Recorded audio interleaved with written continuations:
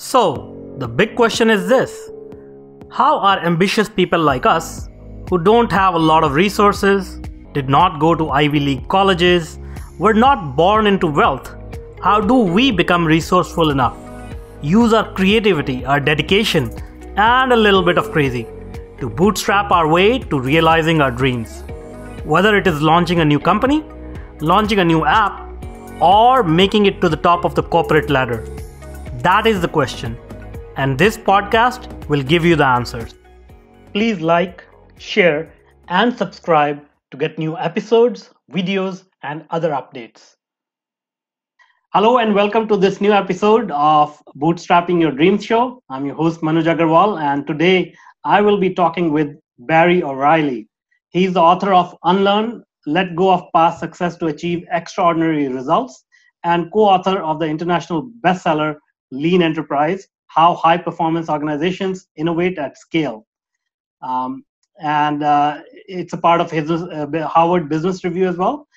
He's internationally sought-after speaker, frequent writer, and contributor to The Economist, Strategy Plus Business, and MIT Sloan Management Review. Barry works with business leaders and teams from global organizations that seek not to fear the future, but invent it. He has been an entrepreneur, employee, and a consultant. After several startups, his focus shifted towards the enterprise, where he has pioneered the intersection of business model innovation, product development, organizational design, and culture transformation. Barry is a faculty at Singularity University, advising and contributing to the university's executives and accelerator programs based in San Francisco and throughout the globe. He graduated in Business Information Systems and Management from the Technological University of Dublin. Welcome, Barry. It's an honor to have you, and I'm excited to learn a lot from you. And I'm delighted to be here. Thanks very much for inviting me. Yeah. So can you tell us a little bit about your background, your experience, and how you got into the business world? Well, my first job was working in a company in San Francisco called City Search. It was in the late 90s. Mm-hmm. And we had a service where you'd pay $50 a month and we would build you a thing called a website. I see. Where we would go around to your shop, maybe it's a restaurant or place of business, and we'd take a couple of photos. We'd put down what your address was, if you were a restaurant, what your opening hours were, what was on your menu. And we would put you on the internet. You would have like barryshop.citysearch.com as a URL, and you'd be part of a search engine directory that companies could look you up. And it was super fun, really interesting. That gave me my sort of first experience in working in the sort of startup world and emergent technology like the internet at the time. And that was a great experience for me and started my sort of curiosity about figuring out problems and ways that you can solve it in interesting ways using technology. Mm-hmm. Awesome. And how did you go from there on to write so many books and starting your own companies? Tell us a little bit about your early successes and early failures. Well, there's just plenty of failures. That I think that's what makes you want to write a book. Is when you fail so many times, you want people to make better mistakes. Yeah, for sure. Even working in City Search, it was, I learned a lot about figuring out when technology is in its early stages, mm-hmm. understanding how to use the technology and what it's potentially for. Mm-hmm. You don't really understand it, and the only way you understand is by constantly experimenting. Even after City Search, where I moved on and I joined a mobile games development company. And we were building games on phones just after Java started to be put on phones. Yeah. So most people might remember Nokia phones. Would you remember Nokia phones? Oh yeah, I worked on it extensively. Okay, great. So Nokia had this game on it called Snake, where you would go around the screen trying to eat this little pixel, and your snake would get bigger and bigger, right? And so just after that phone. Java Micro Edition started to be put onto phones. And it was and we had a great technology called Wireless Application Protocol, WAP, like the first version of, even before, I know we're at 5G now, but this is even before Gs existed. And, so we were building games where people would have to play distributed games on very naive or early versions of Java on phones over a wireless protocol that was super flaky. And, so I was learning not only how to build games, but like figure out how platforms worked and how you used to have to hack technology when it was in its infancy to even find out how people would use it. And we were lucky. We created one of the most popular games, I think, in Europe. It was called Wireless Pets, which was like a version of Tamagotchi, where you would look after a pet on your phone and feed it and watch it grow. And people loved it. And it got us sort of a round of funding and starting to build games for companies like Sony and Sega and Disney, because nobody else was doing it. And it was a great opportunity, but also the technology was still very naive. And I was very naive as not only an entrepreneur or a product manager or an engineer.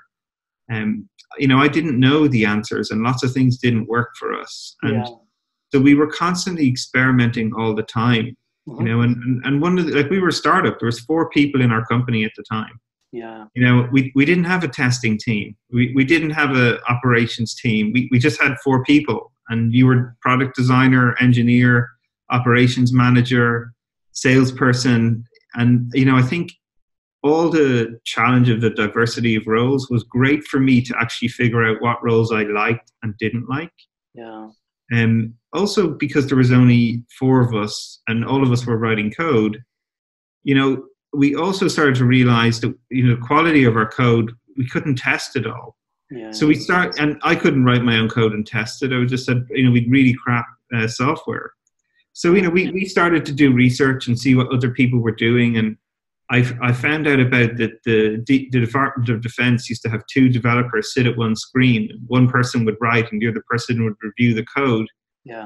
And that sort of made me discover paired programming, and it opened up my eyes to extreme programming and this introduction to a lot of these agile methods in the sort of early 2000s. And again, that was sort of transformational for me, because we were failing to create high quality software. We were failing to move knowledge around these new platforms around the company.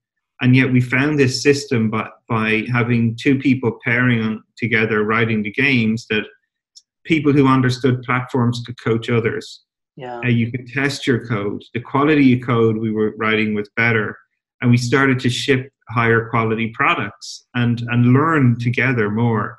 And that was a huge sort of aha moment for me, and the power of having diverse teams and working in pairing and starting to use methods like test-driven development and shipping code more frequently and experimenting with customers and getting feedback to build better products.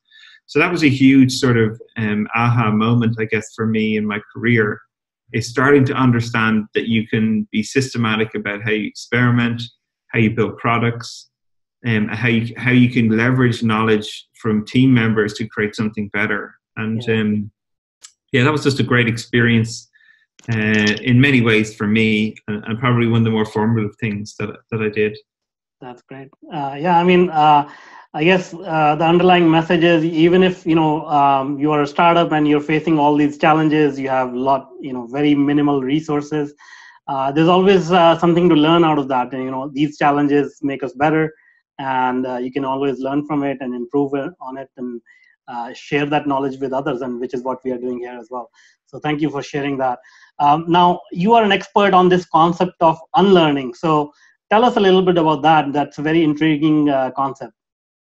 So, as I said, I carried on in my career, and I used to run consultancy for a group called ThoughtWorks, which is really well known in the agile space. And we wrote Lean Enterprise, which was my first book, on the back of those experiences, how to drive innovation and create high-performance organizations, especially in scaling and scaled companies. And on the back of that book, I started then working with a lot of executives and business leaders and technology leaders about driving innovation in their company, in the market, in their products. What I was constantly finding is, while working with these leaders, is they're very, very smart, very, very competent people. And what I would constantly find is that while learning new techniques, skills, and methods was hard, what was actually even harder was unlearning their existing behaviors, the things that had made them successful in the past. Yeah. And they believed that those would be the things that would continue to make them successful in the future. So this was sort of another aha moment for me, is that, you know, learning, everyone you meet will talk about learning being key to the industry that they're in, where they're building products or improving themselves. But, you know, learning is not the only thing. You also have to recognize what's not working, what's holding you back, what's ineffective, and let go of it. And I think most people will argue that they are continuous learners, but at the same time, you can't just keep learning. You also have to unlearn and let go of things that are holding you back. And I just found this was even more pertinent the more senior that you were working with in organizations. And especially people who were like senior leaders and executives, all their feedback mechanisms were telling them that they're doing the right thing, right? They're getting promoted. Their businesses are profitable. You know, customers like their products. And when you try to explain to those people that if they want to get better, they're probably going to have to let go of some of the behaviors that have made them successful, their initial reaction is to think you're a bit crazy, you know, or who am I to tell them what they should be doing? You know, what do I know about their business, and so on and so forth. You know, and this is one of the reasons why when I talk to people about unlearning, I try to help them understand that it's not saying that everything you know is wrong. What we're trying to do is create a system to continuously adapt to changing circumstances, challenges, or situations. So what made you successful a year ago might not be what makes you successful in a year's time or even today, because the market will change, customer demand will change, technology will change. So you need to sort of constantly adapt your behavior. You know, another way I try and help people understand is just like a product has features, humans have behaviors. And as products to stay relevant, you have to continuously innovate the features of a product to adapt to the market. Just like people need to continuously adapt or innovate their behavior to adapt to the market that they're operating in. So the way I sort of define unlearning then is that it's moving away and letting go or reframing once useful mindsets and acquired behaviors that were successful in the past, but now potentially limit your future success. So it's the conscious act really of letting go of outdated information, actively engaging and taking in new information to inform your decision making and action. So what I'm trying to teach people is a system to recognize when the behaviors they're using are not driving the outcomes they want. And then how do they start to experiment or relearn new behaviors to get the breakthroughs that they need? That's great. That's great. And so, I mean, I'm sure this has something to do with, you know, as you said, the positive feedback loop. You know, they're getting that positive feedback that whatever they're doing is right, and we tend to get complacent and sort of, you know, set in our own ways. Do you find that is one of the reasons why it is so difficult to unlearn and even recognize that we need to unlearn? Yeah, I think there's many characteristics, right? Like one of the first ones for me is most people don't really describe success in terms of outcomes they're aiming for. They describe what they're doing, and if what they're doing, and it's very easy to say when you do something that it failed for one reason, or if it was successful, it was obviously everything you were doing, right? And we trick ourselves into that sort of state. I think great experimenters are good at describing the outcome they're aiming for before they start experimenting. And then they've something to be accountable to. So if I say, you know, my aspiration is to run a mile 20% faster than my existing time, and then I start training. You know, if I'm sitting at home eating cheeseburgers and never going out exercising, you know, I can see that my behaviors are not actually impacting the outcome that I'm aiming for. You know, but it's very easy for people then who don't set outcomes to just say, oh yeah, I went for a walk yesterday. Oh, I walked to the shops. I must be getting better. And I think they're very different sort of mindsets, but also systems. And if you really want to be serious about relearning and experimenting with new behaviors, you need to define the outcomes before you start, and then start running experiments, then start seeing what works and what doesn't. And that will guide you towards the direction you're aiming for, and hopefully get the breakthroughs you're aiming for. That's a great word you use, experimentation, because most of what we do in business and personal lives are generally just experiments, and we are not really sure how it's going to turn out. And if we treat these ventures as experiments, things become a lot easier. So that's a really good word that you use. Now, related to this, you also have a story about Roman Empire, how they unlearned and learned new things. Will you like to share that story with our audience today? Yeah, well, again, one of the big inspirations for me when I was researching the book was, history has so much to teach us, and yet so many of history's great lessons end up being both learned and then unlearned, and which is very interesting for me. And when I talk a lot about these great innovations that the Roman Empire had, when I most ask people, what are the great innovations of Rome? Invariably people will say things like roads or aqueducts or their systems of government and so forth. But the innovation that was sort of really key for them was, as soon as they either conquered or took on other civilizations, they always let go of their existing practices once they found practices that were better than their own. I see. And that was a huge innovation because they were building a system that would have allowed them to both learn and unlearn. Yeah. When they recognized that different cultures had better behaviors, they'd incorporate those better behaviors into their systems of operation and then unlearn the ones that were holding them back. And this allowed them to sort of, start up and scale and sustain themselves for over 500 years. Yeah. Eventually covering at the peak maybe 20% of the world's population. Yeah. In a system of leadership that sort of recognized the good and bad of both their own systems and the cultures that they interacted with, until they sort of started to unlearn that. Yeah. And that's when their empire started to crumble, and what led us into the Dark Ages. So it's really interesting to see, we have this sort of pattern in humanity where there's great lessons from the past that we sometimes learn and sometimes we forget. And I think that was a real inspiration story for me about when I was starting to consider, what does unlearning really mean? Yeah. And you look at a lot of organizations today, a lot of the things that made them successful at certain parts in their history suddenly can actually be to their detriment. Yeah. And then how do they sort of recognize that and evolve?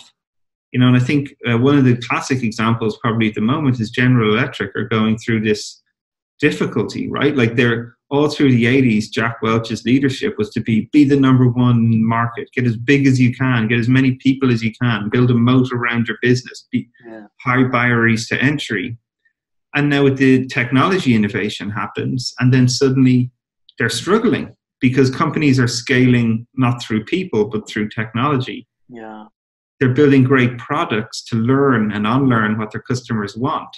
Yeah, so the reason the most valuable companies in the world today now are the companies such as Amazon, Apple, Alphabet, is that they've built these platforms to allow them learn at high accuracy, high fidelity, and en masse about what works for their customers and what doesn't work, what they should learn and unlearn to create great products and services. So it's interesting to see this sort of principle has played out through many ages, and the companies that remember it seem to accelerate, and the ones that seem to forget it are the ones that stumble. Yeah, that's very interesting. And we were earlier talking about Nokia. It's the same story, right? Like they were the dominant player in the mobile phone industry, and now they are minuscule. Same goes for Kodak and a bunch of other companies. So I guess this is just human nature to get complacent and sort of trust their own judgment rather than taking into account the environmental changes that are happening around them. I think so. All right.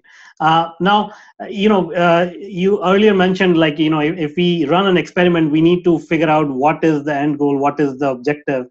So for a company or a startup, is monetary profit the sole outcome that we should be looking for, or is there anything more to that? Well, my short answer is no. I think great companies solve great customer problems. Mm-hmm. And if you solve customer problems really well, then people send you money. Mm-hmm. Right? I think when you start to optimize for just making money, I think you make some very poor decisions. And we've seen that through companies that optimize for shareholder value always fail when they compete against companies that are trying to create amazing experiences for customers. And I think this is one of the things, again, if you really hone in on the founding principles of companies like Apple, and what Steve Jobs will continuously talk about is, they wanted to create products that help people change the world. Like their mission was for people to change the world. And people who did change the world probably used Apple products. Right? That's how he sort of envisaged his future. Yeah. If you talk or listen to Bezos, he had customer obsession is the primary driver of everything that Amazon does. Yeah. Like think of the things that they do. For instance, even now today with AWS, technologies like cloud infrastructure, where most companies are adopting that. Yeah. Now there's new technology called serverless, mm-hmm. which is basically creating utilities out of functions. Yeah. And in some instances is a fifth the price of cloud. Mm-hmm. And yet AWS are encouraging their customers to spend less money with them and use new technologies because they're optimizing for great customer outcomes. How can our customers have the best technology, the cheapest usage? What company would sacrifice their profit to have better customer outcomes? Yeah. Not many. And yet it's the sort of founding principle of what Amazon and AWS especially has been about. And I think that's a testament to their customer obsession, not their profitability obsession. For sure. And that has led them to become, one of the largest companies in the world. Related to the same point about Amazon, they started off as an e-commerce store, but now they're allowing other sellers to sell on their platform and compete with them in many cases. So, I think, again, it's one of these ideas that they own the platform. Yeah. And then they're building an ecosystem on their platform to create stickiness to their platform. Yeah. And then also open up variety of choice to their customers and even more competitive prices.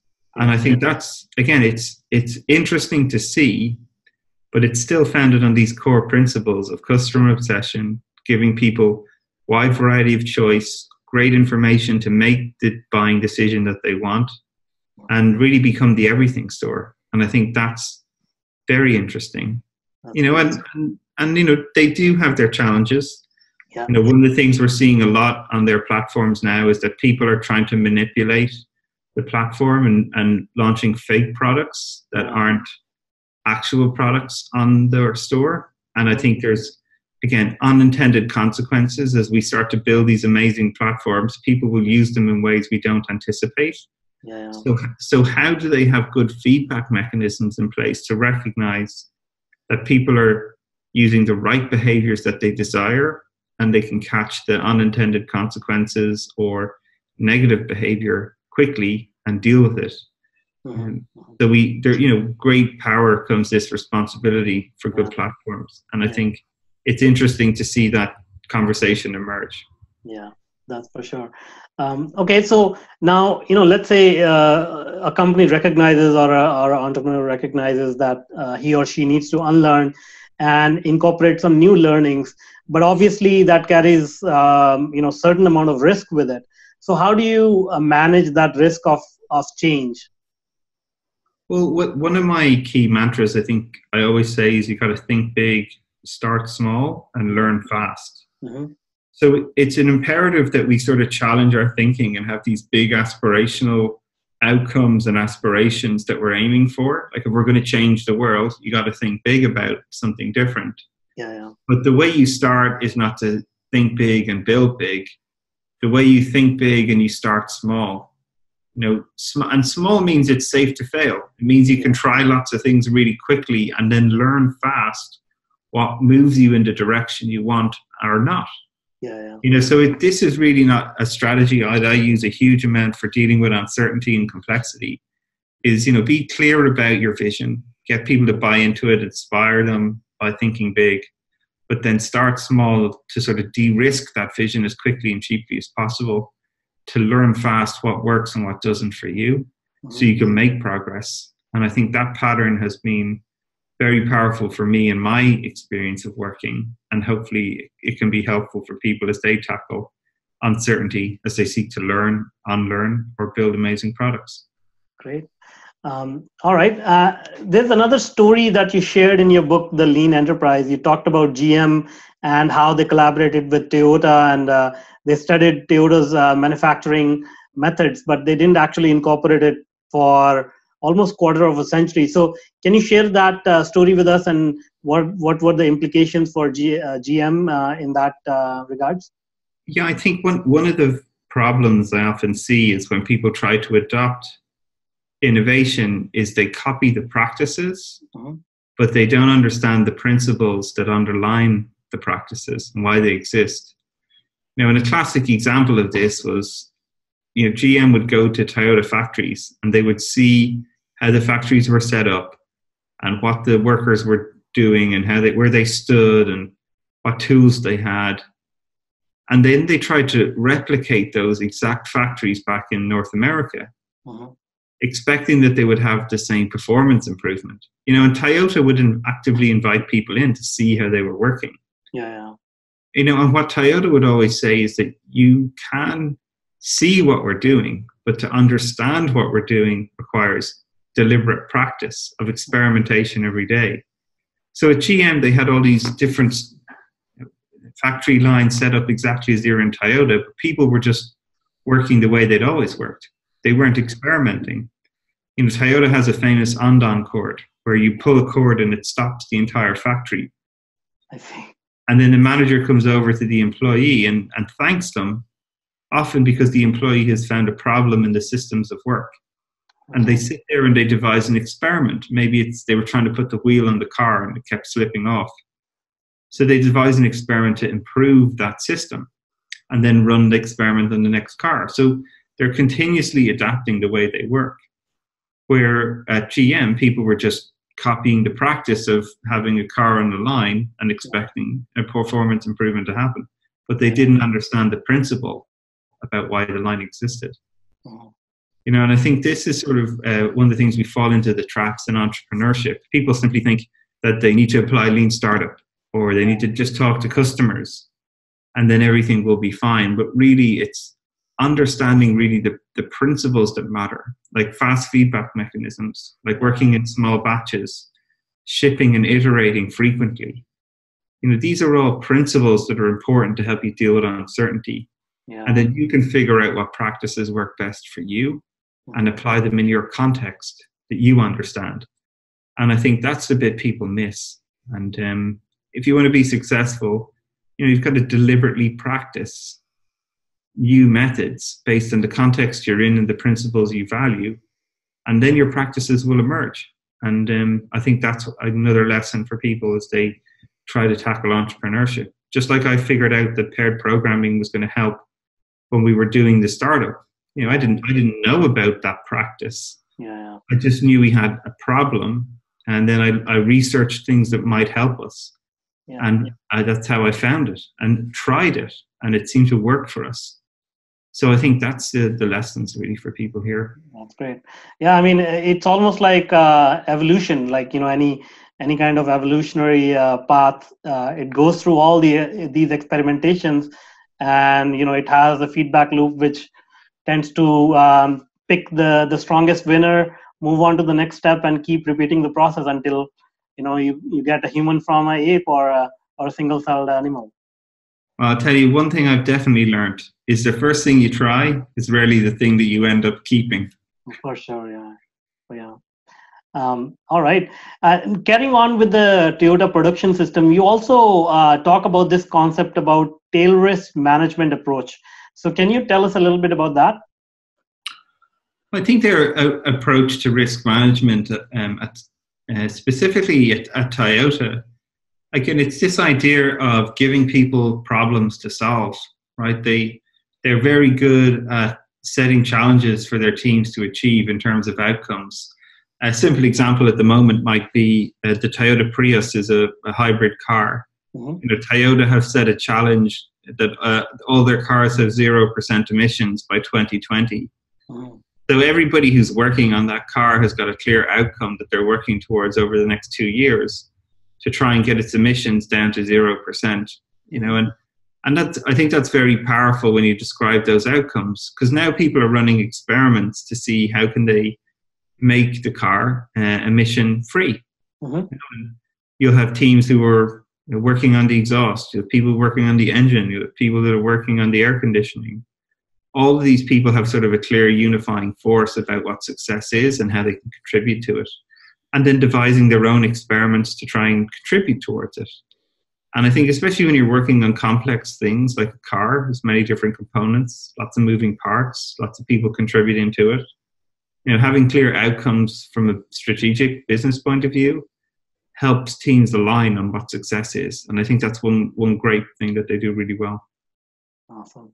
And let's, if I can ask you some questions about your own life. What was your personal process? You know, what did you have to unlearn and relearn? Tell us a little bit about that. I think one of the big ones for me was actually about writing a book. You know, I'm terrible at writing. You know, I just got D pluses barely all the way through high school. You know, and I never thought I would ever be a writer because I struggled with writing. It's hard for me. And, you know, and what I learned and unlearned on the book recently is that the outcome I'm aiming for is not to type. It's not to physically type a book. It's to create content. And there's many ways you can create content. So when I was able to reframe that the outcome I was aiming for was high quality content, how could I do that? And I realized that for me, the more natural way for me to create content wasn't to type it, was to actually talk it. So what I would do is I would, create mini outlines for each chapter, and I would sort of talk through them and record it, and then send it to a transcription service that would automatically create a whole chapter for me based on what I had talked. And then I would work with an editor to help edit it down to more digestible format for reading. And then suddenly I was iterating my chapters very, very quickly. So I think this was one of these sort of think big, start small and learn fast. I thought big about writing a book, but started small by doing these small interviews and transcribing them and then editing and shipping them to people for feedback and learning fast what worked and what didn't. And that was a real sort of aha moment again for me, and applying the unlearning method to the way I wrote a book. And that was sort of a real, great insight for me too. That's great. That's a real world example of how people can unlearn and, apply new techniques and experiment. So that's amazing. All right, great. Thank you so much, Barry. It's been a pleasure speaking to you, and I think you've shared so many good insights. Everyone got a lot of value out of it. Now, before I let you go, I understand you have a startup of your own now. Can you talk about that and any other ventures that you are working on? Yeah, I have a lot happening at the moment. I think Unlearning now is really starting to gain a lot of momentum. And I've been delivering various keynotes and workshops throughout the globe. And I'm excited to start offering a new proposition in that space. So I encourage people to go to unlearn.online and see what's happening there. I also obviously do a lot of innovation management and strategy coaching for businesses, executives, and teams. So people can follow me on at Barry O'Reilly on Twitter or barryoreilly.com. And there's lots of blogs, newsletters, and obviously the Unlearn podcast that I run myself, where people can come and hear stories from people who have unlearned and what they've tried and not worked, and more than happy to share all that. Once again, thank you, Barry, for all your wisdom and all the knowledge that you have shared with us today. Thank you. It's a pleasure. Thanks for having me on. So again, I'm Manuj Aggarwal, and thanks a lot for joining us on Bootstrapping Your Dreams show. And now, If you are an existing or an aspiring technology entrepreneur, then I invite you to check out my new online workshop, Bootstrapping Your Tech Startup Dreams. Go to go.tetranoodle.com/boot-podcast and sign up for free. I want to make sure more successful and sound decisions are made every day in your tech projects. Let's start finding solutions to your problems. So go to go.tetranoodle.com/boot-podcast and I look forward to helping you with your tech startup.